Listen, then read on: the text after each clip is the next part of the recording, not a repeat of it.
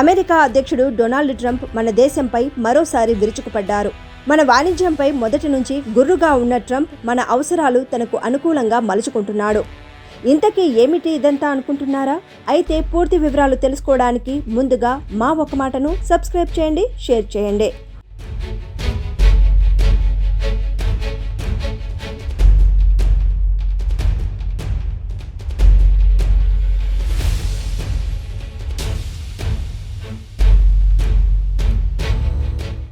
ఇక America first నినాదంతో దూసుకుపోతున్న Donald Trump మన ఎగుమతులపై భారీ డ్యూటీ విధించారు. మన దేశం నుంచి అమెరికాకు ఎగుమతయ్యే సోలార్ సెల్స్ ప్యానెల్స్పై ఏకంగా అంటే 126% ప్రాథమిక డ్యూటీలు విధిస్తూ సంచలన నిర్ణయం తీసుకున్నారు. ఇది మన దేశానికి తీరని ఆశనిపాతమే.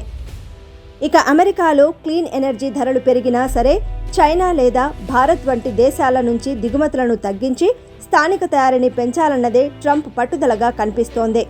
దీనివల్ల దేశీయంగా ఉత్పాదనను పెంచి ఉపాధి కల్పించాలన్న లక్ష్యంతో ట్రంప్ పనిచేస్తున్నట్లు తెలుస్తోంది. అందులో భాగమే ఈ సుంకాలు. అయితే ట్రంప్ డ్యూటీల పెంపుపై వ్యూహాత్మకంగా వ్యవహరిస్తున్నారు. భారత్తో పాటు ఇండోనేషియాపై 143%, లావోస్పై 81% పన్ను విధించారు. ఇక చైనా తదితర దేశాలపై కూడా ట్రంప్ ప్రభుత్వం భారాన్ని మోపింది. ఈ 3 దేశాల నుంచి అమెరికాకు సుమారు $4.5 బిలియన్ విలువైన సోలార్ ఉత్పత్తులు ఎగుమతవుతున్నాయి. భారత ప్రభుత్వం తన సోలార్ పరిశ్రమలకు భారీగా సబ్సిడీలు ఇస్తోందని, దీనివల్ల అమెరికాలోని స్థానిక కంపెనీలు నష్టపోతున్నాయని అమెరికా వాణిజ్య శాఖ ఆరోపిస్తోంది. అందుకే కౌంటర్ వైలింగ్ డ్యూటీ పేరిట ఈ బాధుడు కొత్తగా ఈ డ్యూటీని మొదలుపెట్టింది. అయితే సుప్రీం తీర్పును పక్కన పెట్టి ట్రంప్ అసాధారణ చర్యలకు పాల్పడుతున్నాడు. ఆయన విధించిన సాధారణ సుంకాలను రద్దు చేస్తూ అమెరికా సుప్రీంకోర్టు ఇటీవల తీర్పునిచ్చింది. అయినప్పటికీ ట్రంప్ వెనక్కి తగ్గకుండా విదేశీ సబ్సిడీల సాకుతో కేవలం కొన్ని రంగాలనే లక్ష్యంగా చేసుకుని ఈ కొత్త ఉత్తర్వులు జారీ చేయడం నివ్వెరపరుస్తోంది. వీటి వల్ల భారత్పై తీవ్ర ప్రభావం పడే అవకాశం ఉంది.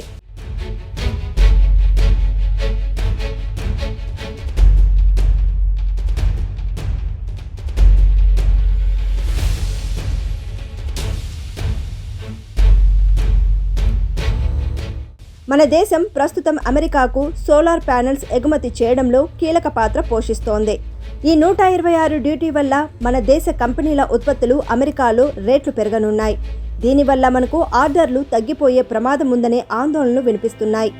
ఇదిలా ఉంటే అమెరికా అధ్యక్షుడు డొనాల్డ్ ట్రంప్ తన 2వ విడత పదవీ కాలంలో తొలిసారిగా కాంగ్రెస్ను ఉద్దేశించి ప్రసంగించారు.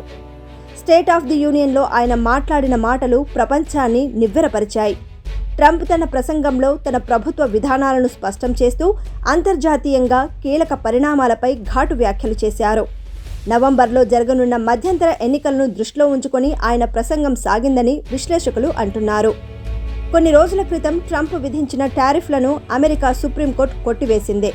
ఈ తీర్పుని ఎలాగైనా అధిగమించేందుకు ట్రంప్ ప్రభుత్వం ట్రేడ్ యాక్ట్ 1974లోని మరో సెక్షన్ను ఉపయోగించి అన్ని దేశాల దిగుమతులపై తాత్కాలికంగా 15% గ్లోబల్ టారిఫ్ విధించింది. తన ప్రసంగంలో ఈ నిర్ణయాన్ని సమర్థించుకున్న ట్రంప్ అమెరికా పౌరులపై ఆదాయపు పన్ను భారం తగ్గించి విదేశీ దిగుమతులపై సుంకాల ద్వారానే ప్రభుత్వానికి ఆదాయం సమకూర్చాలన్నది తన లక్ష్యమని స్పష్టం చేశారు. మరోవైపు ఇరాన్తో పెరుగుతున్న ఉద్రిక్తతల నేపథ్యంలో ట్రంప్ దూకుడు పెంచారు. అవసరమైతే ఇరాన్పై సైనిక చర్యకు దిగుతామని హెచ్చరించారు. ఈ వ్యాఖ్యలతో అంతర్జాతీయంగా ఆందోళనలు తీవ్రమయ్యాయి.